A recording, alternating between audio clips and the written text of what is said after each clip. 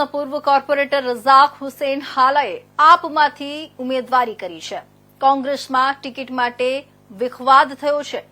પૂર્વ શહેર પ્રમુખ રહી ચૂકેલા રઝાક હાલાએ કોંગ્રેસ પર આક્ષેપો લગાવ્યા છે। કોંગ્રેસમાં પૈસા લઈ ટિકિટ આપે છે એ વાત સાચી છે। જીતેલા કોર્પોરેટર અને પાર્ટીનું નિષ્ઠાથી કામ કરનારને ટિકિટ નથી આપી। આપ બહુમતીથી ચૂંટાશે। કોંગ્રેસને એક પણ વોર્ડમાં લીડ નહીં મળે।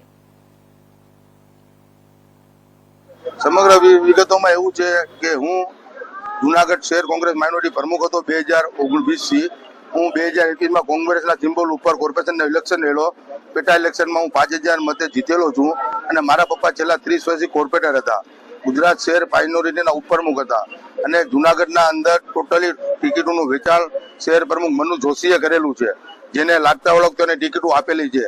વોર્ડ નંબર 6 કે 7 ના અંદર એક ભાજપનો માંથી જે ટિકિટ માંગી છે એના દીકરાને ભાજપ ટિકિટ આપે છે અને વોર્ડ નંબર 15 માં મનોજના બાપને ટિકિટ આપે છે। આ કઈ રીતનું મનોજે જુનાગઢમાં ભાજપ સાથે સેટિંગ કરેલું છે?